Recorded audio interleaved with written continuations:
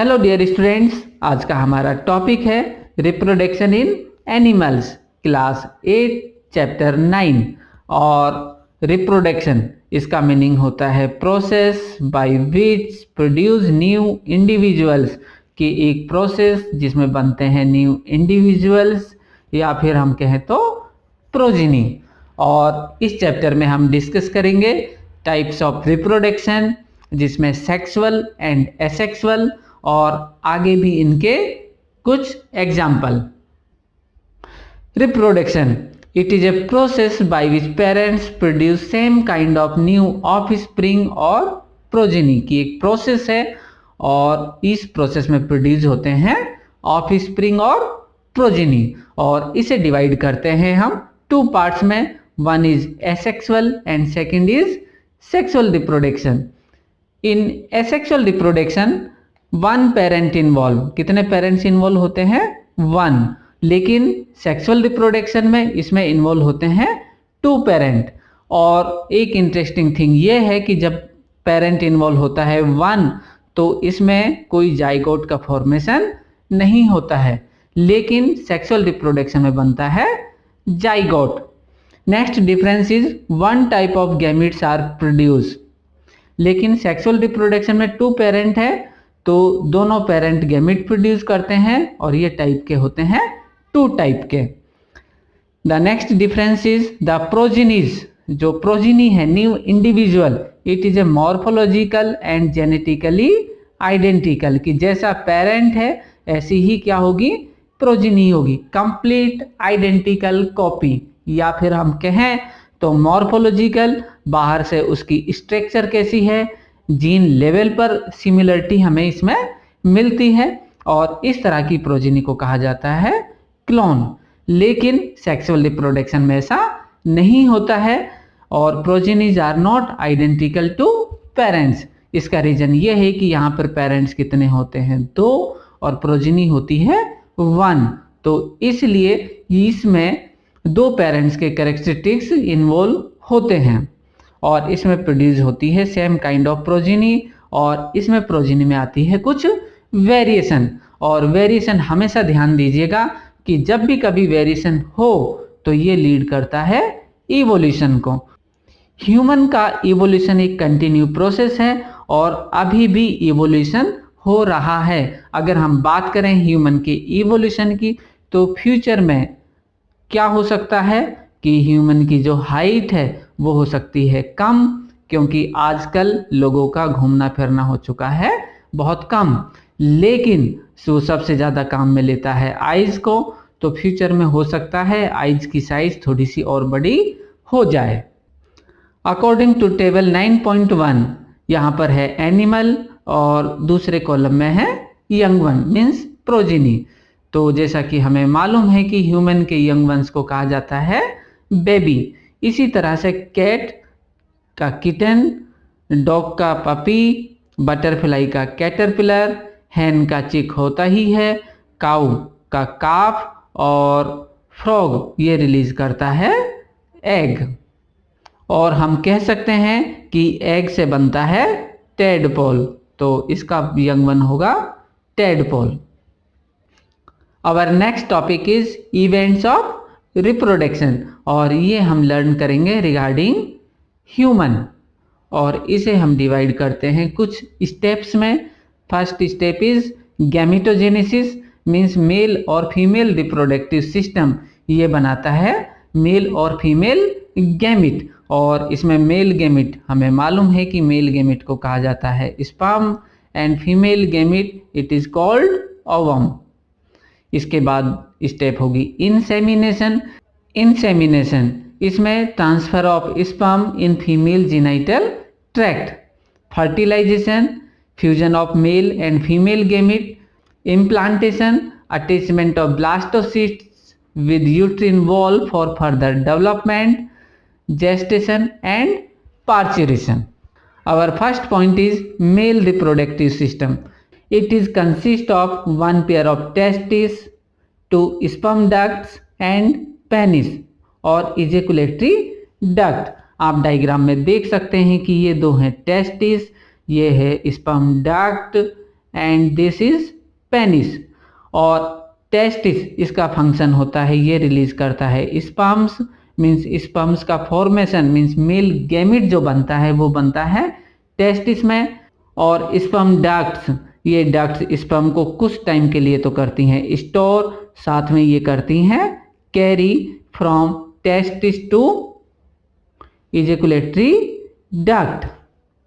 और इसमें मिलती हैं 3 glands, one is seminal vesicle, prostate gland and bulbourethral gland. और इन ग्लैंड्स का फंक्शन होता है they provide nutrition to sperms, की जब ये रिलीज होते हैं स्पर्म्स तो इन्हें ज़रूरत होती है न्यूट्रिशन की, क्योंकि इनके अंदर न्यूट्रिशन नहीं होता है और इस केस में ज़रूरत होती है इन्हें न्यूट्रिशन की। तो वो न्यूट्रिशन किससे मिलेगा? इन 3 ग्लैंड से। और साथ में bulbourethral glands, it helps in lubrication of penis, की जो इजैकुलेटरी डक्ट है इसके लुब्रिकेशन में हेल्प करता है। इसके गैमिट्स को कहा जाता है स्पर्म्स, जो कि रिलीज होते हैं मिलियन ऑफ नंबर्स में। और sperm ducts, it carry the sperms from testis to ejaculatory duct. Sperm, it is a male reproductive unit and it develops inside testis and ejaculate through penis. Structure of sperm. Sperm structure can be divided into 3 parts. One is head, middle piece and tail. The head region, it contains enzymes and it helps in enter in ovum. तो fertilisation के वक्त जब fertilisation होगा तो इस head में जो enzymes present हैं ये इसकी वॉल को करते हैं डिग्रेड, और वॉल जब डिग्रेड होगी नष्ट होती है तो स्पर्म एंटर करता है inside ovum. The second reason is middle piece and it contains mitochondria. और जैसा कि हम लर्न कर चुके हैं पिछले चैप्टर में, mitochondria is a power house of the cell, means ये प्रोवाइड कराता है एनर्जी, और ये एनर्जी कराता है स्पर्म्स को प्रोवाइड, जिससे कि ये कर सके move inside female genital tract में। And the last one is tail and it helps in locomotion in vaginal tract, की जो फीमेल रिप्रोडक्टिव ट्रैक्ट है उसमें लोकोमोशन करता है with the help of tail, और इसे एनर्जी मिलती है इसके मिडिल पीस से जिसमें प्रेजेंट होते हैं mitochondria. Our next point is female reproductive system. Female reproductive system is consist of one pair of ovary, oviduct and uterus. आप डायग्राम में देख सकते हैं कि इसमें 1 पेयर है ओवरी, ये 2 ओवरी हो चुकी हैं, ये है ओविडक्ट और ये है यूट्रस, और यूट्रस में होता है बेबी का development. And ovary it release ovum, और ओवम के रिलीज करने को मीन्स एग जब ये रिलीज करती है it is called ovulation. It is called ovulation means the release of ovum from ovary, it is called ovulation. During ovulation ovary it release egg, और जब ये एग रिलीज करती है तो इसे कैप्चर किया जाता है इन फिंगर लाइक प्रोजेक्शन से, और जिन्हें कहा जाता है फिम्ब्री।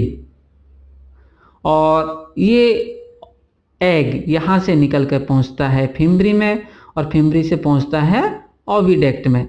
तो ओविडक्ट वो साइट है कि यहाँ पर इस जगह पर आके फ्यूज होता है sperm, means oviduct it is a site where fertilization takes place, कि ओविडक्ट में होता है फर्टिलाइजेशन। और ओविडक्ट का एक नाम और है जिसे कहा जाता है फैलोपियन ट्यूब।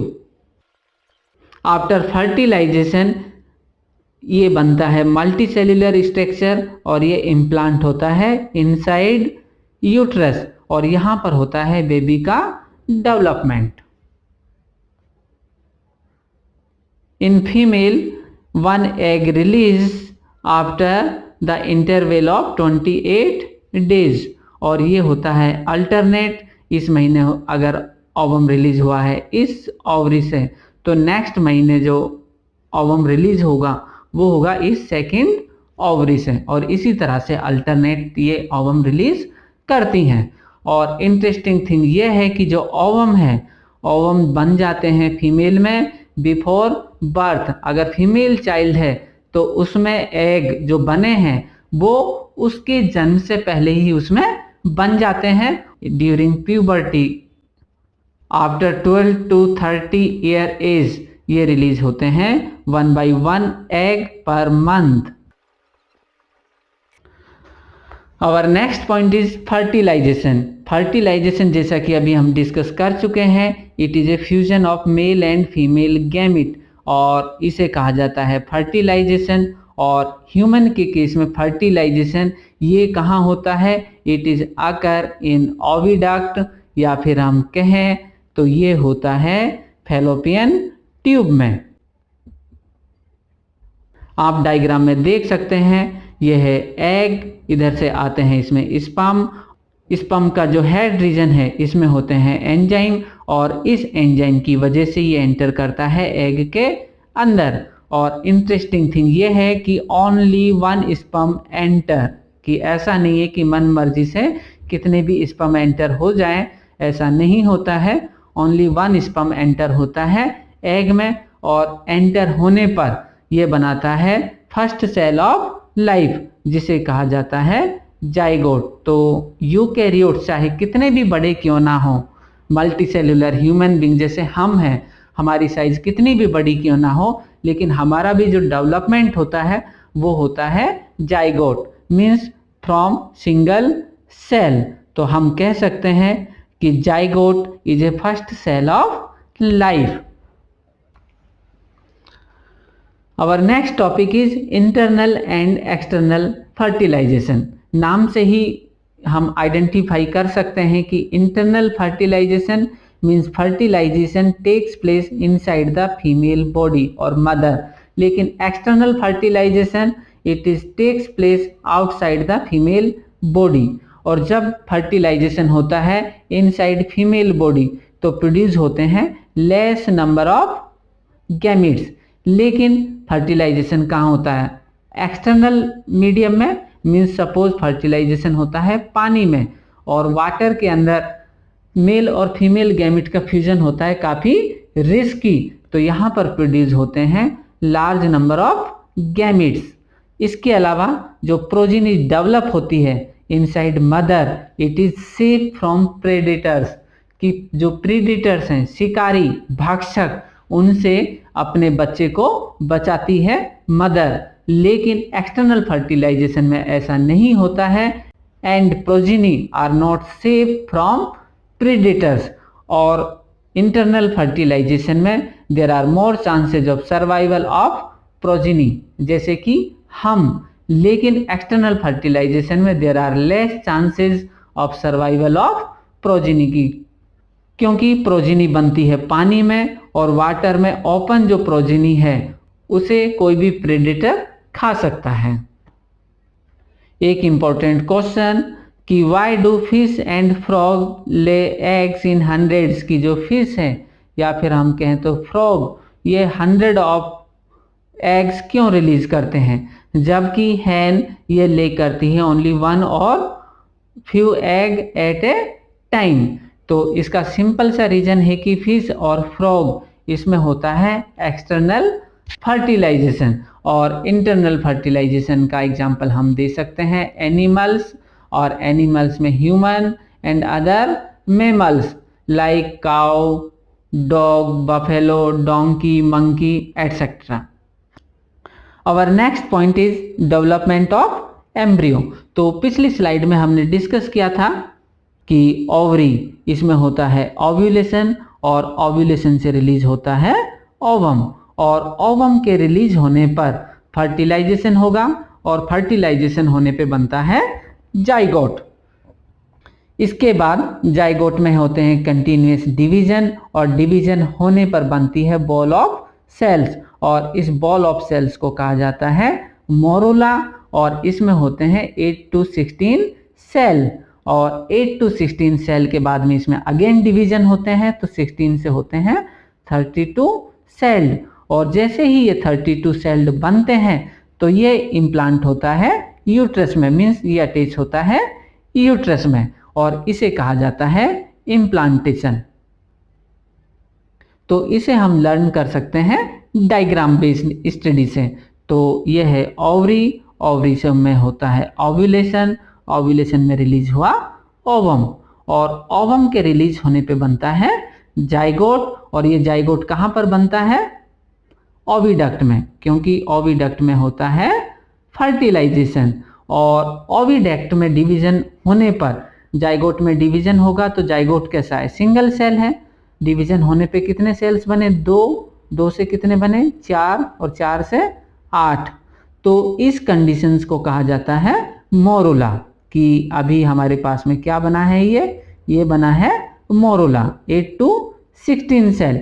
इसके बाद में फिर डिवीजन होते हैं, तो यहाँ पर ये बनता है 32 सेल्ड एम्ब्रियो, और ये 32 सेल्ड एम्ब्रियो ये इम्प्लांट होता है यूट्रस में, और जब ये यूट्रस में इम्प्लांट होगा तो ये डेवलप होता है बेबी में।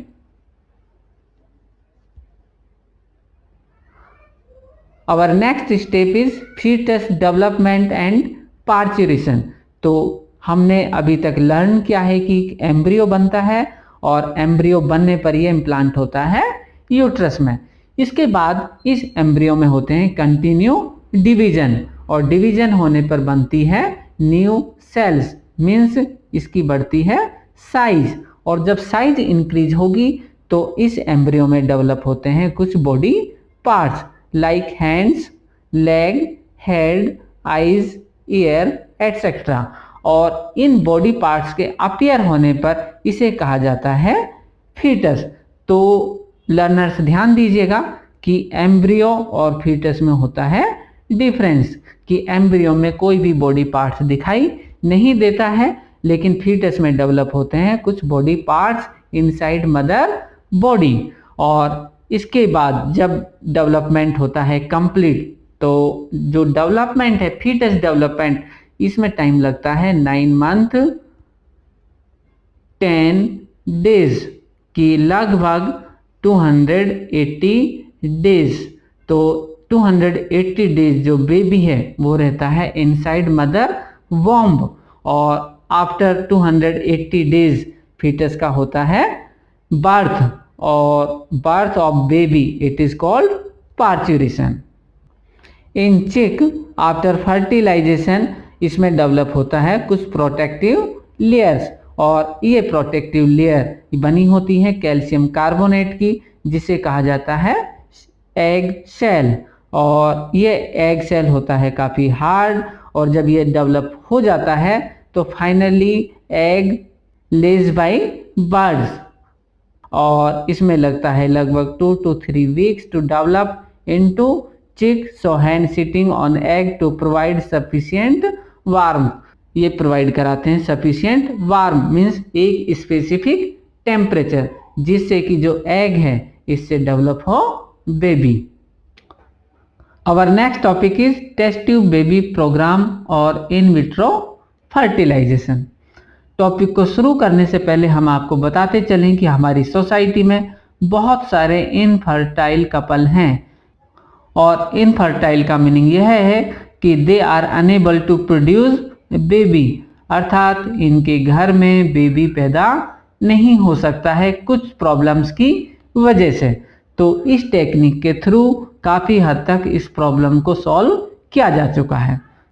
तो स्टूडेंट्स हम डिस्कस कर चुके हैं कि जो ओवरी है इससे रिलीज होता है ओवम, और ओवम रिलीज होने पर ये ओवम पास होता है ओविडक्ट में, लेकिन तो कुछ फीमेल्स में ओविडक्ट होती है इस साइड से ब्लॉक। तो ब्लॉक होने के केस में स्पर्म कहाँ से मूव करते हैं? इस वाली साइड से अंदर जाते हैं, और इस जगह पर होता है fertilization, means oviduct it is a site where fertilization takes place.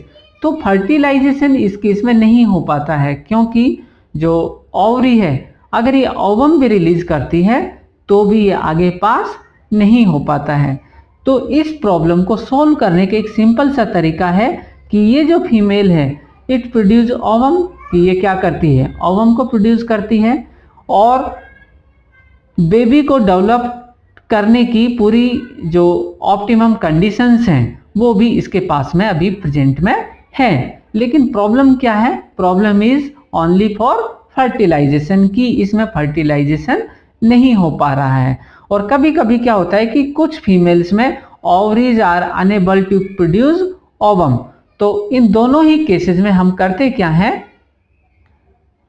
कि या तो सेम फीमेल से हम लोग लेते हैं ओवम, और अगर फीमेल में ओवम नहीं बनता है तो हम ओवम कलेक्ट करते हैं डोनर से।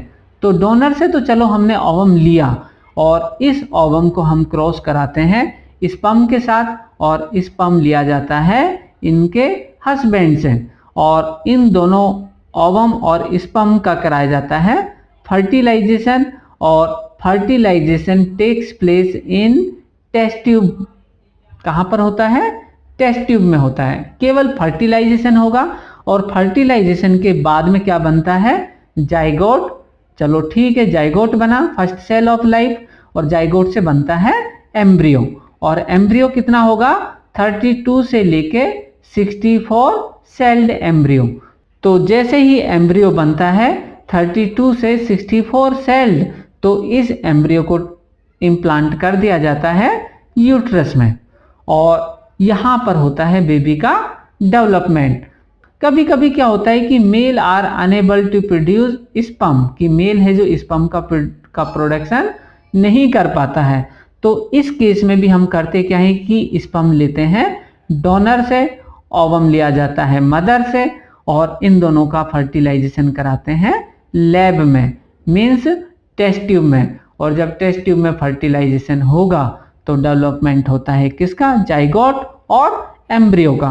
और जैसे ही एम्ब्रियो होता है 32 से 64 सेल, तो इसे इम्प्लांट किया जाता है कहाँ पर, यूट्रस में, और यूट्रस में होता है बेबी का डेवलपमेंट। और इसी टेक्निक को कहा जाता है टेस्ट ट्यूब बेबी प्रोग्राम। लेकिन इसका मतलब ये बिल्कुल नहीं है कि जो बेबी है वो टेस्ट ट्यूब में बनता है। ऐसा नहीं होता है कि बेबी है टेस्ट ट्यूब में बनता है, ये एक मिसलीडिंग टर्म है। और इस मिसलीडिंग टर्म में केवल इसका इतना रोल है कि एक सूटेबल कंडीशंस प्रोवाइड कराता है फॉर फर्टिलाइजेशन इन लेबोरेटरी, और इस प्रोग्राम को कहा जाता है test tube baby program.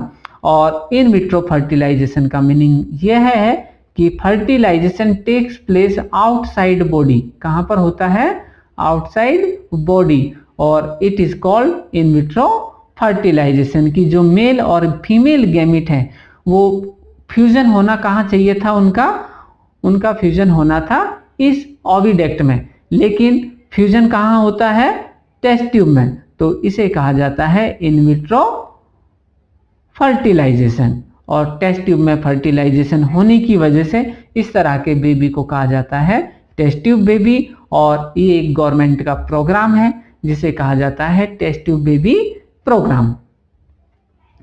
Our next topic is oviparous and viviparous animals. तो लर्नर्स, हमें मालूम है कि ओविपेरस दे ले फर्टिलाइज्ड और अनफर्टिलाइज्ड एग, कि जो एग है वो फर्टिलाइज्ड भी हो सकता है और अनफर्टिलाइज्ड भी हो सकता है। तो अनफर्टिलाइज्ड एग होता है FSH हार्मोन की वजह से। अगर किसी फीमेल को या हम कहें तो हैन को हम FSH हार्मोन ज़्यादा दें तो वो प्रोड्यूस करती है अनफर्टिलाइज्ड एग। और विविपेरस, इसमें होता है बर्थ ऑफ यंग वंस का। The second difference is fertilized eggs have calcareous shell, कि एग जो है, एग के ऊपर एक सेल होता है जो बना होता है कैल्शियम कार्बोनेट का। लेकिन विविपेरस एनिमल्स में कोई कैलकेरियस सेल नहीं मिलता है। The third difference is the development of embryo. Embryo का डेवलपमेंट कहाँ होता है, आउटसाइड फीमेल बॉडी। और विविपेरस एनिमल्स में एम्ब्रियो का डेवलपमेंट होता है इनसाइड फीमेल बॉडी। और जब आउटसाइड फीमेल बॉडी होता है ओविपेरस एनिमल्स में, तो यहाँ पर होते हैं उसके लेस चांस ऑफ सर्वाइवल, क्योंकि यहाँ पर अटैक होता है सबसे ज़्यादा प्रीडेटर्स का। और विविपेरस एनिमल्स में होते हैं मोर चांसेस ऑफ सर्वाइवल, क्योंकि डेवलपमेंट होता है इनसाइड फीमेल बॉडी, अर्थात मदर के अंदर डेवलपमेंट होता है। और next important point is young ones to adult, की जो बर्थ होता है यंग वन का उससे एडल्ट का बनना, और इस प्रोसेस को कहा जाता है मेटामॉर्फोसिस। और एक टर्म और है इसी में कि इनडायरेक्ट डेवलपमेंट। सबसे पहले हम लेते हैं डेवलपमेंट और इसे डिवाइड करते हैं टू पार्ट्स में। One is indirect development, second is direct development. तो इनडायरेक्ट डेवलपमेंट में होता क्या है कि फॉर एग्जांपल ये एक फ्रॉग है और फ्रॉग ले करता है एग, तो इसने एग ले किया, एग से जो बर्थ होगा वो होता है अर्ली टेडपोल। तो आप देख सकते हैं कि इसकी शेप जो है इस फ्रॉग से अलग है। इसके बाद बनता है लेट टेडपोल और इसकी भी जो मॉर्फोलॉजी है एडल्ट से काफ़ी अलग है। और इस तरह का जो डेवलपमेंट होगा it is called indirect development. लेकिन जो डायरेक्ट डेवलपमेंट है ये मिलता है ह्यूमन बींग्स में, और इसमें बॉडी पार्ट्स जो कि मिलते हैं किसमें, बर्थ टाइम सेम होते हैं एडल्ट में। कि अगर किसी बेबी के 2 हाथ हैं और 2 ही हैं लेग्स, तो एडल्ट में भी क्या होगा, सेम होता है कि किसी भी तरह का कोई चेंज नहीं मिलता है। तो इस तरह के डेवलपमेंट को कहा जाता है डायरेक्ट डेवलपमेंट। लेकिन फ्रॉग के केस में होता है indirect development.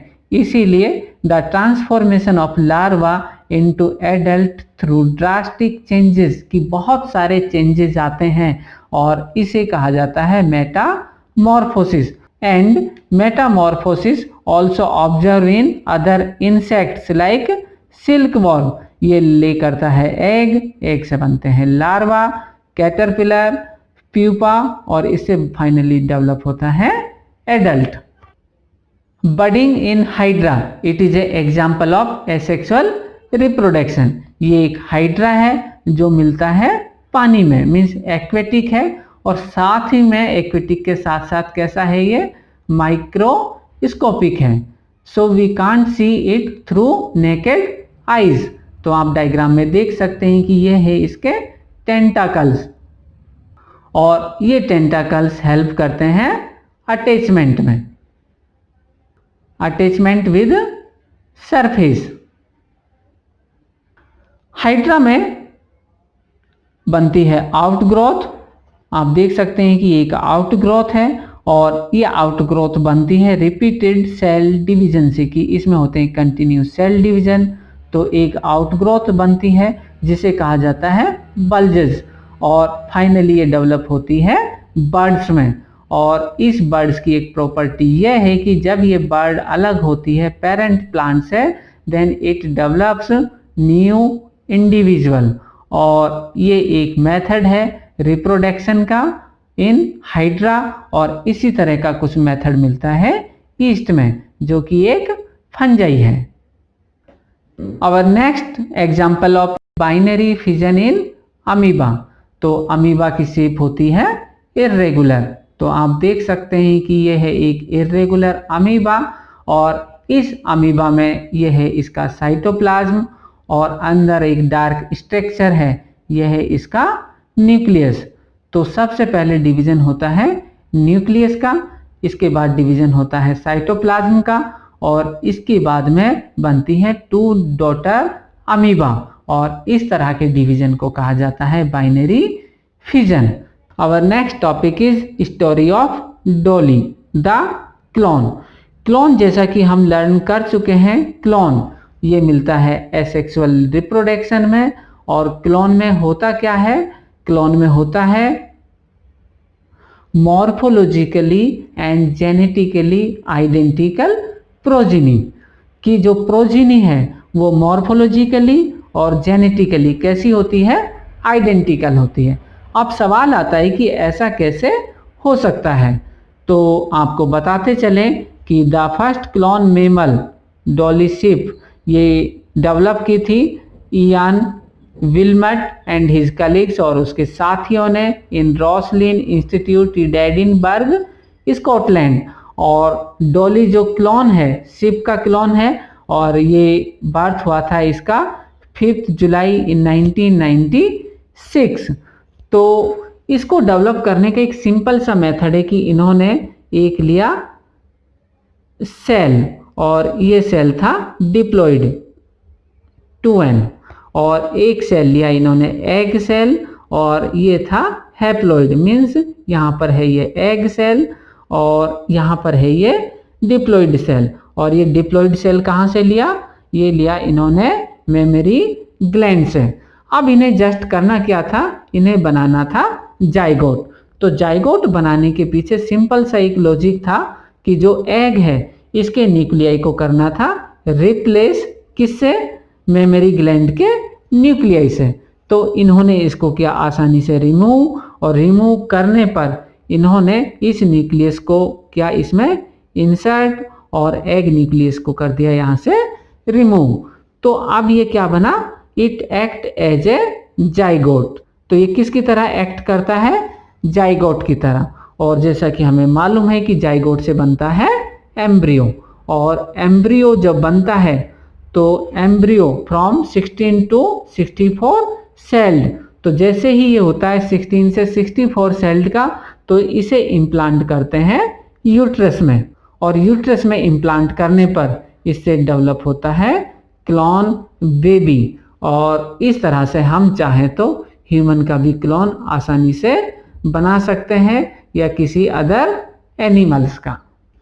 Thanks for watching. Please like, share and subscribe our channel Biology Academy. Thank you.